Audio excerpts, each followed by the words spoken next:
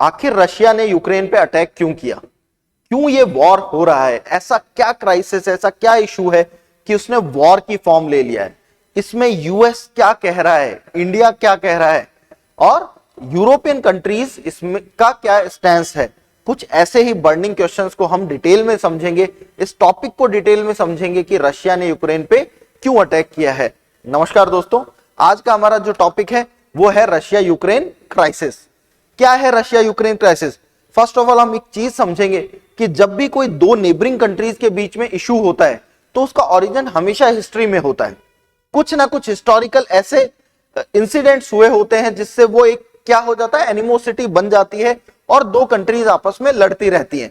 जैसा कि इंडिया पाकिस्तान के केस में देख सकते हैं, हम इंडिया चाइना के केस में देख सकते हैं। तो जब भी कोई नेबरिंग कंट्रीज आपस में उनके बीच में कोई टसल है तो वो कहीं ना कहीं पास्ट में ओरिजिन हुआ होता है। पहले एक बार ज्योग्राफिकल लोकेशन देख लेते हैं हम रशिया और यूक्रेन की। This is Ukraine end of course this is Russia. तो यूक्रेन जो है एक ईस्टर्न यूरोपियन कंट्री है जो अपनी बॉर्डर शेयर करता है रशिया के साथ, बहुत बड़े उसमें एरिया में। ठीक है, अब ये रशिया और यूक्रेन के बीच में लड़ाई जो हो रही है उसको हम 3 पॉइंट्स में देखेंगे, उसको हम 3 डायमेंशंस में डिवाइड करेंगे। तो क्या है फर्स्ट डायमेंशन, क्या है हिस्टोरिकल बैकग्राउंड। तो सबसे पहले हम समझने की कोशिश करेंगे कि हिस्ट्री में ऐसा क्या होता आया है जिसकी वजह से ये इशू इतना बड़ा हो गया। दूसरी तरफ हम समझेंगे जियोपॉलिटिकल एनवायरनमेंट कि क्या रशिया को ऐसे डर हैं जिसकी वजह से वो यूक्रेन को अपने को इवेड करना चाह रहा है, कि यूक्रेन को अपने साथ मिलाना चाह रहा है। ठीक है, और उसके बाद कुछ इकोनॉमिक पॉइंट्स को भी समझेंगे कि इकोनॉमी में क्या पॉइंट्स हैं जिनकी वजह से रशिया का इतना इंटरेस्ट है यूक्रेन में। स्टार्ट करते हैं गाइस। सबसे पहले हम देखते हैं हिस्टोरिकल बैकग्राउंड। तो हिस्ट्री में क्या होता है, कहा जाता है कि एविडेंस मिलते हैं कि रशिया और यूक्रेन एक ही कंट्री हुआ करते थे। कंट्री भी क्या, उस टाइम बहुत सारी कंट्री हुआ करती थी। एक कीवियन रस नाम का एम्पायर हुआ है, हम देख सकते हैं ये कीवियन रस नाम का एक एम्पायर हुआ है काफी बड़ा। तो ये कीवियन एरिया जो है, इस एरिया में कीव के पास वाला जो एरिया है उसके अलावा जो सारा एरिया है वहां पे रस एथनिसिटी के लोग रहते थे। रस एथनिसिटी एक हुई है जिसके लोग रहते थे। तो जो यूक्रेन के लोग हैं और रशिया के लोग हैं उनकी एंसेस्ट्रल एथनिसिटी सेम है, मतलब एक ही एंसेस्टर से वो आ रहे हैं, उनका लीनियज सेम है। तो रशिया का कहना है कि हम तो हिस्टोरिकली एक ही एथनिसिटी के लोग हैं, तो हम अलग अलग नहीं है। कहीं यूक्रेन का एक्चुअली रस जो वर्ड बना है वो भी, रशिया जो वर्ड बना है वो रस पीपल, रस लैंड से बना है, कि रस जो लोग रहते थे, रूस भी कह सकते हो, उससे रशिया बना है। रूस लैंड के जो लोग थे उन्होंने जो देश बनाया उसको रशिया बोला। ठीक है, अब ये East Slavic, Baltic and Finnic people of eastern and northern Europe के लोग जो इस एरिया में रहते थे, वो सारा एरिया उसकी कैपिटल थी कीव, और उस सारे एरिया में जो थी रस एथनिसिटी रहती थी इस पूरे एरिया में। वहां से कीवियन रस नाम के या कीवियन रूस नाम की एक एम्पायर बनता है जो अपना ग्रेटेस्ट साइज अचीव करता है 10th एंड 11th सेंचुरी में। तो यहां पर क्या है, यूक्रेन की अपनी आइडेंटिटी कुछ नहीं है as a Ukraine nation, but 16th century के आसपास यूक्रेन अपनी खुद की आइडेंटिटी डेवलप करने लग जाता है। मतलब लोग अपने आप को Ukrainian as a Ukrainian consider करने लग जाता है। उसके बाद क्या होता है कि आई थिंक आपको ये समझ आ रहा होगा। इसके बाद क्या होता है कि रशिया जो है एक अलग कंट्री बन जाता है, यूक्रेन अपने आप में, इसका कीवियन रस का डिसइंटीग्रेशन होता है, कुछ कुछ कंट्रीज बन जाती है। बट 1762 टू 96 तक 18th सेंचुरी में कैथरीन द ग्रेट नाम से एम्प्रेस आती है रशिया की, जो किसको, यूक्रेन को क्या कर लेती है, एब्जॉर्ब कर लेती है, यूक्रेन को अपनी टेरिटरी में, यूक्रेनियन टेरिटरी को रशियन टेरिटरी में एब्जॉर्ब कर लेती है। और उसके बाद स्टार्ट होती है जारिस्ट पॉलिसीज। जार कौन होते हैं, जार होते थे रशियन एम्परर्स, उनको जार बोला जाता था। और जारिस्ट पॉलिसीज में रशियन लोग जो जार्स होते हैं वो यूक्रेनियन आइडेंटिटी को कहीं ना कहीं सप्रेस करने की कोशिश करते हैं। जो आइडेंटिटी 16th सेंचुरी में एक सेल्फ आइडेंटिटी डेवलप करनी स्टार्ट की होती है यूक्रेन ने, उसे दबाने की कोशिश की जाती है। लेटर ऑन क्या होता है कि यूक्रेन कंप्लीटली रशिया का एक तरह से पार्ट बन जाता है, और इवन रशिया के साथ मिलके यूक्रेन के लगभग 3.5 मिलियन पीपल वर्ल्ड वॉर 1 में रशिया की तरफ से लड़ते हैं। बट फिर क्या होता है कि एक नया कैपिटलिस्ट मूवमेंट स्टार्ट हो जाता है, और रशिया में जार को हटाकर ओवरथ्रो करके कैपिटलिस्ट पार्टी वहां पर पावर में आ जाती है। इसी बीच में क्या होता है कि यूक्रेन जो है, जब ये रेवोल्यूशन स्टार्ट होता है जिसे हम अक्टूबर रेवोल्यूशन कहते हैं और रशियन रेवोल्यूशन भी बोला जाता है, तो यूक्रेन क्या होता है, यूक्रेन अपने आप को क्या कर लेता है, इंडिपेंडेंट कर लेता है वर्ल्ड वॉर के टाइम पे ही, और एक इंडिपेंडेंट नेशन बन जाता है, कंट्री बन जाता है। इंडिपेंडेंट नेशन तो बन जाता है 1917 में, बट उसके बाद वहां पर सिविल वॉर स्टार्ट हो जाता है, और कुछ अलग अलग फैक्शन के लोगों के बीच में आपस में लड़ाई होती रहती है। सिविल वॉर मतलब देश के अंदर ही लड़ाई होती रहती है। अब इसमें क्या होता है, जब यूक्रेन जो है उसमें सिविल वॉर चल रहा होता है, अनरेस्ट होता है, तो 1922 में यूएसएसआर एक फेडरेशन का पार्ट ये बन जाता है, यूएसएसआर के फेडरेशन में मिला लिया जाता है। जहां हालांकि क्या होता है कि यूक्रेन की एक थोड़ी बहुत आइडेंटिटी खुद की बन गई होती है, इसीलिए इसे यूएसएसआर में एक डिफरेंट एसएसआर का दर्जा दिया जाता है, मतलब एक अपने आप में एक सोशलिस्ट रिपब्लिक बनाया जाता है इसको, इंडिपेंडेंट। तो आप देख सकते हैं कुछ 15 से ज्यादा कंट्रीज ने मिलके एक फेडरेशन बनाया जिसे यूएसएसआर कहा गया, सोवियत सोशलिस्ट रिपब्लिक करके। उसमें ही यूक्रेनियन एसएसआर बनता है जो काफी बड़ा होता है एरिया। इसके बाद कोई प्रॉब्लम नहीं होती, नॉर्मल चलता रहता है जब तक कि यूएसएसआर का डिसइंटीग्रेशन नहीं हो जाता, वहां तक कोई खास प्रॉब्लम होती नहीं है। यूएसएसआर का डिसइंटीग्रेशन जब होने वाला होता है, कुछ उसी टाइम पीरियड में, कुछ उसी समय में एक नया रेवोल्यूशन स्टार्ट होता है। कहां पर? यूक्रेन में एक इंडिपेंडेंस के लिए रेवोल्यूशन स्टार्ट होता है जिसे ग्रेनाइट रेवोल्यूशन भी कहा गया, जिसमें एक स्टूडेंट्स मिलके एक 3 lakh, more than 3 lakh people एक ह्यूमन चेन बनाते हैं कि हमें यूएसएसआर से, और प्रिवेंट करते हैं signing a new agreement with USSR. जो होता है वो नहीं होता, और जैसे ही यूएसएसआर का डिसइंटीग्रेशन होता है, क्या होता है, यूक्रेन एक नेशन बन जाता है, एक इंडिपेंडेंट कंट्री बन जाता है।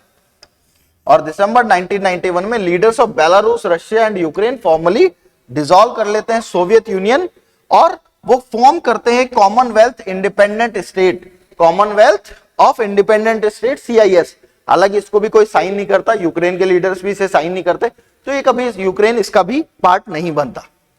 अब डिसइंटीग्रेशन के बाद यूक्रेन एक इंडिपेंडेंट नेशन बन जाता है, वहां कॉन्स्टिट्यूशन फॉर्मेशन वगैरह स्टार्ट हो जाता है, और 2004-5 में वहां पे इलेक्शंस होते हैं। बट इलेक्शंस में क्या होता है कि दो डिफरेंट प्रेसिडेंट होते हैं, एक प्रो यूरोपियन यूनियन होता है, मतलब प्रो यूरोप होता है, और दूसरा प्रो रशिया होता है।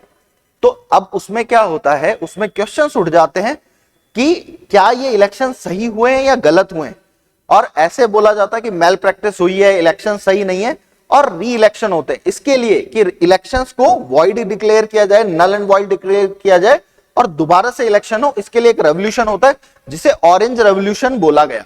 अच्छा, इसको ऑरेंज रेवोल्यूशन क्यों बोला? कि विक्टर युशचेन्को जो री इलेक्ट होते हैं एज ए प्रेसिडेंट, उनके कैंपेन का कलर जो था ऑरेंज था, इसलिए इसे ऑरेंज रेवोल्यूशन बोला गया। यहां तक कोई खास प्रॉब्लम नहीं है, नॉर्मल चल रहा है, यूक्रेन आराम से चल रहा है, रशिया आराम से चल रहा है। बट उसके बाद एक प्रॉब्लम होती है कि यूरोप की तरफ इंक्लाइन होना स्टार्ट हो जाता है यूक्रेन, और यूक्रेन की जो पॉपुलेशन होती है वो चाह रही होती है यूरोपियन यूनियन को ज्वाइन करना। तो 2013 में एक प्रॉपर मीटिंग होती है यूरोपियन यूनियन के को मेंबर बनने के लिए, एग्रीमेंट साइन होने तक सिचुएशन पहुंच जाती है। बट क्या होता है, विक्टर यानुकोविच नाम के प्रेसिडेंट होते हैं यूक्रेन के उस टाइम पे 2013 में, वो डिक्लाइन कर देते हैं signing the agreement with European union, और मेंबर बनने को डिक्लाइन करके रशिया की तरफ ज्यादा इंक्लाइन होते हैं, Russia and Eurasian economic union का मेंबर बनने की तरफ ज्यादा इंक्लाइन होते हैं। तो प्रोटेस्ट स्टार्ट होता है किसके अगेंस्ट? जो यूक्रेनियन गवर्नमेंट का जो डिसीजन था, प्रेसिडेंट विक्टर यानुकोविच का जो डिसीजन था, किसके लिए? Suspending the signing off association agreement with European union, उसके खिलाफ जो है रिवॉल्ट स्टार्ट हो जाता है लोगों का, लोग उसके लिए रिवॉल्ट करने लग जाते हैं। तो उसको क्या कहा गया? यूरो मैदान मूवमेंट, यूरो मैदान एक जगह है कीव में, जो यूक्रेन की कैपिटल, वहां पे एक जगह है जिसे इंडिपेंडेंस स्क्वायर भी बोला जाता है, वहां पे मूवमेंट स्टार्ट हो जाता है और यहां से रियल प्रॉब्लम स्टार्ट होती है। यह है विक्टर यानुकोविच जो प्रेसिडेंट थे, जिन्होंने साइन नहीं किया यूरोपियन यूनियन के साथ एसोसिएशन एग्रीमेंट। यहां से रियल प्रॉब्लम स्टार्ट होने लगती है। यहां से रशिया का डर सामने आने लगता है कि अगर यूक्रेन जो है यूरोपियन यूनियन या यूरोप के साथ इंटीग्रेट हो जाता है, उसका मेंबर बन जाता है, तो रशिया के लिए वो एक प्रॉब्लम बन सकता है। और उसका नेक्स्ट क्या होता है, रशिया फ्यूल करता है सेपरेटिस्ट मूवमेंट को। कहां पर? यूक्रेन में। यूक्रेन का जो सेपरेटिस्ट मूवमेंट स्टार्ट होता है वो कहां होता है? डॉनबास रीजन है यूक्रेन में, जहां पर सेपरेटिस्ट मूवमेंट स्टार्ट हो जाता है। ये डॉनबास रीजन कहां है, एक बार हम देख लेते हैं इसको मैप में। This region is called Donbas region. यहां पे दो सिटीज हैं, दो प्रोविंस है, डोनेट्स्क एंड लुहांस्क। ये दो जिनमें सबसे ज्यादा सेपरेटिस्ट मूवमेंट को फ्यूल किया जाता है।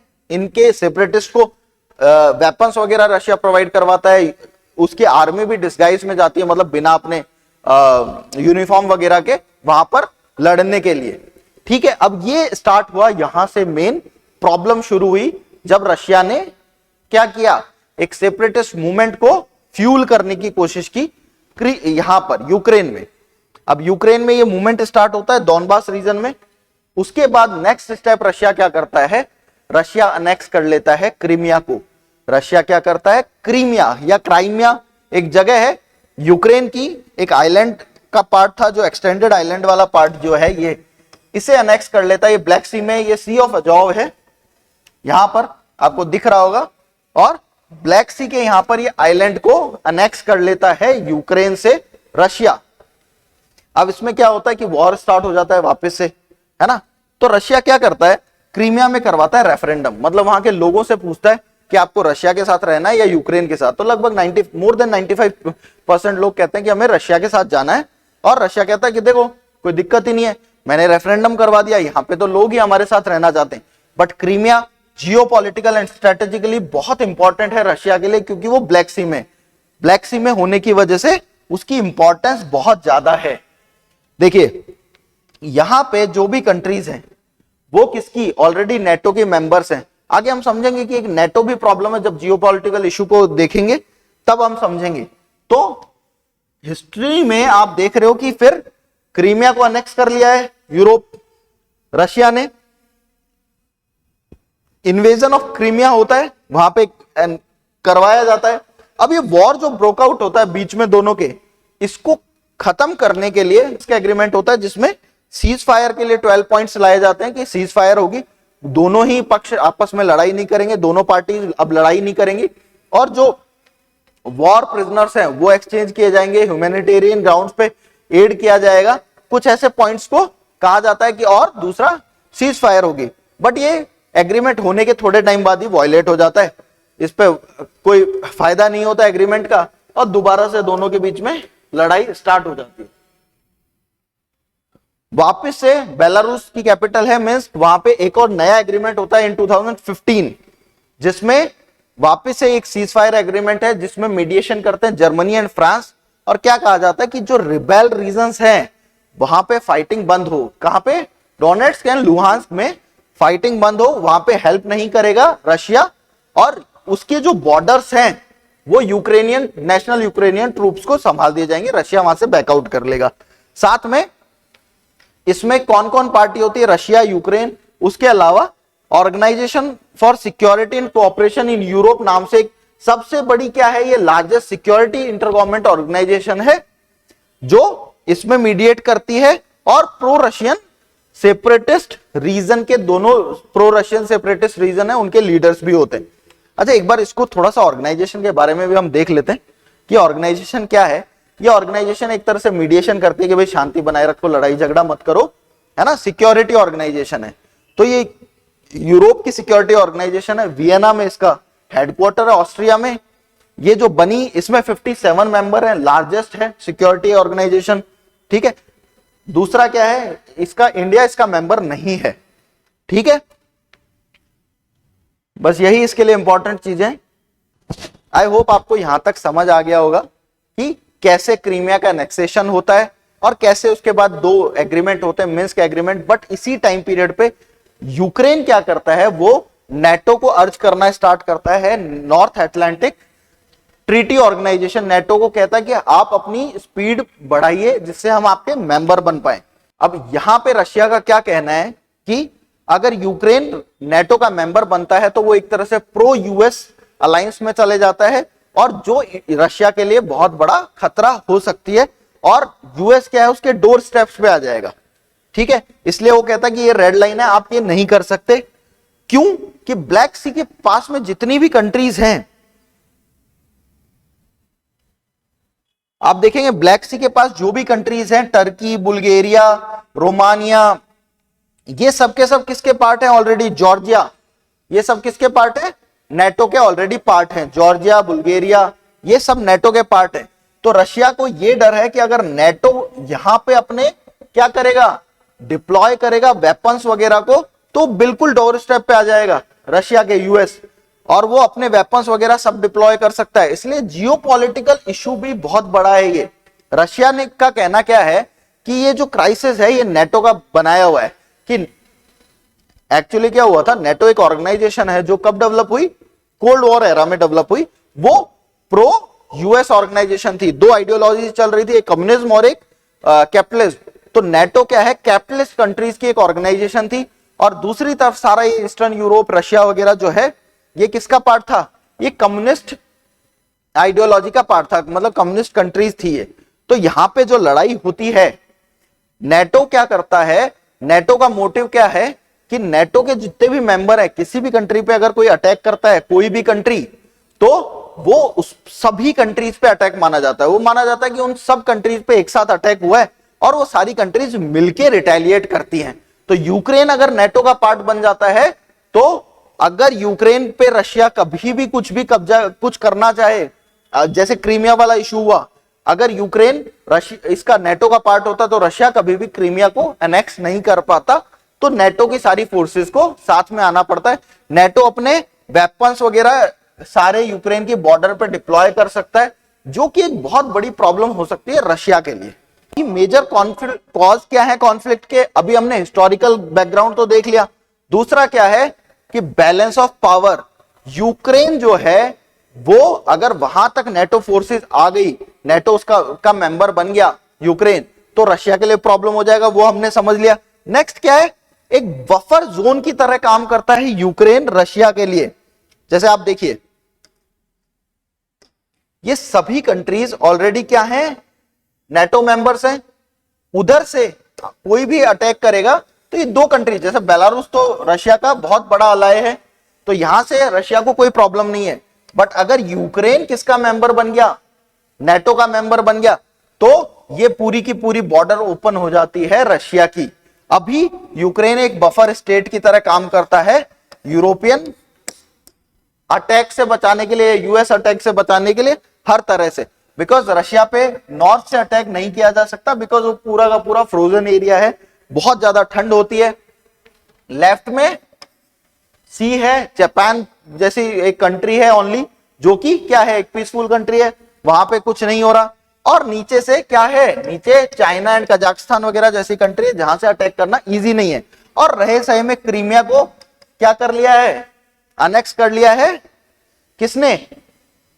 रशिया ने। अब क्रीमिया को अनेक्स करने के बाद रशिया के क्या पुराने, यहां पे बहुत सारे नेवल बेसिस भी हैं, क्रीमिया में बहुत सारे नेवल बेसिस हैं रशिया के, ऑलरेडी थे वर्ल्ड वॉर के टाइम के। तो क्रीमिया ने उन्हें भी एक्टिवेट कर दिया, और इस पूरे एरिया को क्रीमिया की वजह से रशिया क्या कर पाता है, अपने सारे के सारे नेवीज एंड ऑल डिप्लॉय कर पाता है। ठीक है, तो वो पूरे एरिया को कवर कर लेता है इसको, और इजी नहीं है तब रशिया पे अटैक करना। तो as a buffer zone work करता है यूक्रेन। नेक्स्ट क्या है, ब्लैक सी में बहुत सारी ज्योग्राफिकल वैसे भी फायदे हैं। क्या है, रशिया को एक पूरा का पूरा मेडिटेरेनियन सी में जाने के लिए एक पैसेज मिलता है फ्रॉम ब्लैक सी। ब्लैक सी के पास वाली सारी कंट्रीज नेटो की मेंबर्स हैं, तो वैसे स्ट्रेटेजिकली बहुत इंपॉर्टेंट है रशिया के लिए उसे कवर करके रखना। जैसे आप देखेंगे इधर टर्की है, ये भी मेंबर है, जॉर्जिया है, ये भी मेंबर, बुल्गारिया, रोमानिया, मालडोव, यूक्रेन भी बनने की कगार पे ही है। ठीक है, तो अब रशिया के साथ प्रॉब्लम क्या है, रशिया के पास यही एरियाज हैं, रशिया के पास यही एरियाज हैं जहां पे वो, जिस पे उसकी बॉर्डर है। अब क्रीमिया के बाद ये भी एरियाज हो गए जहां से वो अपने शिप्स वगैरह डायरेक्ट ब्लैक सी से ले जा सकता है। ये वाले जो नॉर्थ में जितने भी सीज हैं रशिया के, वो सब फ्रोजन होते, वहां पे वो सर्दियों में कुछ हो ही नहीं सकता। तो इसलिए रशिया के लिए ब्लैक सी बहुत इंपॉर्टेंट है कि ओपन रहे हमेशा के लिए।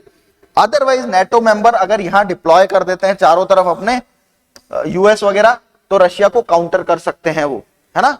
इसलिए रशिया के लिए बहुत इंपॉर्टेंट है ये पैसेज ओपन रहे हमेशा, क्लियर रहे हमेशा।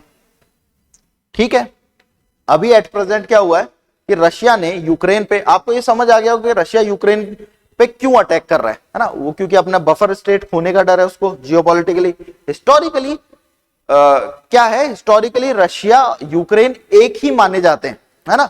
रशिया का कहना है कि यूक्रेन को तो हमसे अलग करना ही बेवकूफों वाली बात है, कि यूक्रेन रशिया का ही पार्ट है, उसमें कुछ वो ही है ही नहीं, है ना। हम तो सेम एथनिसिटी के लोग हैं। रशिया का ये कहना है कि हम तो सेम लोग हैं। ठीक है, रशिया ने तीनों तरफ से अटैक किया यूक्रेन पे। ये सब तरफ से, ये एरिया तो वैसे ही रशिया के अंडर आ गया, क्रीमिया को रशिया अनेक्स कर ही चुका था, और साथ में इन एरियाज पे भी रशिया ने अपनी मिलिट्री डिप्लॉय करके मोर देन 2 लाख पर्सोनल्स को डिप्लॉय करके यहां पे अटैक किया। सबसे पहला स्टेप रशिया ने क्या किया, रशिया ने ये कहा कि डोनेस्क एंड लुहांस्क जो रीजन है ना, वो सेपरेट कंट्री डिक्लेयर करते हैं, हम उनको एक्सेप्ट करते हैं एज ए सेपरेट कंट्री। तो रशिया ने फर्स्ट ये किया, और इनको प्रोटेक्ट करने के लिए हम वॉर डिक्लेयर कर रहे हैं, मतलब एक बहाना मान लीजिए आप इसे, कि इन्हें प्रोटेक्ट करने के लिए हम वॉर डिक्लेयर कर रहे हैं। किस पे, यूक्रेन पे। अभी रिसेंटली रशिया ने, कल ही क्या न्यूज थी कि व्लादिमीर पुतिन ने कहा कि हमारे जो न्यूक्लियर वेपन्स है हम उन्हें भी डिप्लॉय कर सकते हैं जरूरत पड़ने पे, मतलब उन्हें रेडी करने को कहा गया है कि हम बिल्कुल न्यूक रेडी रहना चाहिए, कि ये वॉर अगर एक्सकेलेट हुआ तो हम न्यूक्लियर पावर भी यूज कर सकते हैं। ये वार्निंग आई व्लादिमीर पुतिन के लिए से। फिर सुबह आज, कल और आज में एक ये भी न्यूज है कि हाँ भाई अब पीस टॉक हो रही है यूक्रेन और रशिया के बीच में। कहां पर, बेलारूस में पीस टॉक्स होंगी। हालांकि बेलारूस भी फुल फ्लेज्ड वॉर में आ गया है, इधर से जर्मनी वगैरह ने सप्लाई करनी शुरू कर दी है वेपन्स की। इवन यूक्रेन के कॉमन लोगों ने भी क्या किया है, वॉर स्टार्ट कर दिया, उन्होंने भी हथियार वेपन्स उठा लिए।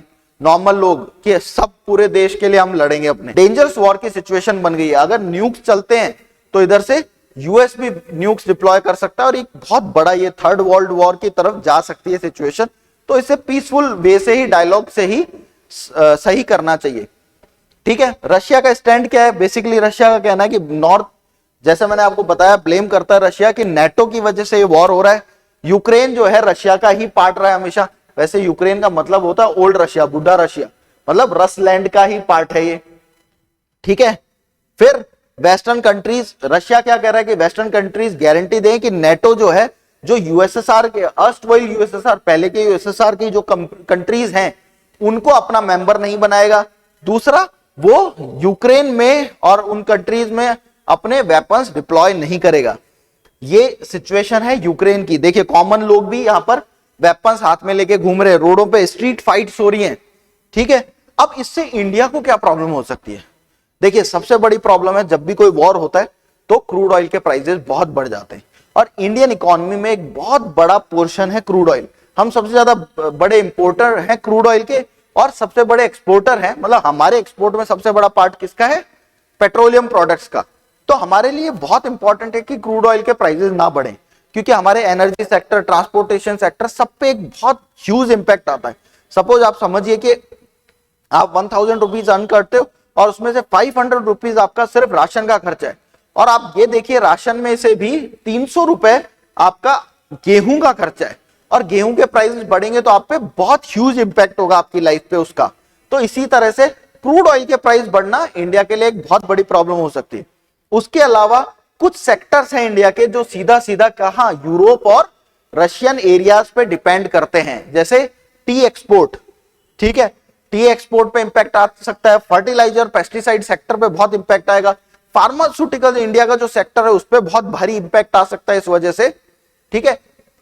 फिर क्रूड ऑयल और गैस वगैरह तो है ही, है ना, तो इसकी वजह से इंडिया के की इकोनॉमी पे बहुत इंपैक्ट आ सकता है आने वाले टाइम में। दूसरा, रशिया और इंडिया जो है एक बहुत अच्छे अलाय रहे हैं शुरू से, तो इंडिया के लिए यह भी प्रॉब्लम हो जाएगी कि क्या इंडिया किस स्टैंड पे जाए। अभी जैसे रिसेंट क्या हुआ, यूनाइटेड नेशन सिक्योरिटी काउंसिल में एक प्रपोजल लाया गया अगेंस्ट रशिया, हालांकि रशिया खुद एक क्या है, वीटो पावर है, तो ये प्रपोजल जो है ये पास तो हो ही नहीं सकता था क्योंकि रशिया खुद ही इसे वीटो कर देता। बट इंडिया, यूएई और चाइना जैसे कंट्रीज ने अपने आप को एब्सटेन किया from giving vote. United nation security council में आप जानते हैं 15 मेंबर होते हैं, 5 परमानेंट मेंबर होते हैं और 10 नॉन परमानेंट मेंबर होते हैं, उसमें इंडिया ने एब्सटेन किया है, मतलब उसने कहा मैं वोट ही नहीं करूंगा। तो इंडिया के लिए ये भी आने वाले टाइम में प्रॉब्लम हो सकती है कि रशिया पे सैंक्शंस लगने की वजह से हमारे डिफेंस सेक्टर को बहुत इंपैक्ट हो सकता है। आई होप गाइज आपको ये वीडियो समझ आया होगा, आपको क्लियर हो गया होगा कि रशिया और यूक्रेन के बीच में जो वॉर हो रहा है वो क्यों हो रहा है। अगर आपको वीडियो अच्छा लगा तो अपने दोस्तों के साथ शेयर कीजिए, जितना हो सके उतना चैनल को सब्सक्राइब कीजिए और हमारे वीडियो को लाइक कीजिए। अगर आप इस पीडीएफ को लेना चाहते हैं तो आप हमारे टेलीग्राम चैनल से पीडीएफ ले सकते हैं, वहां पे आपको अवेलेबल हो जाएगी। नमस्कार दोस्तों।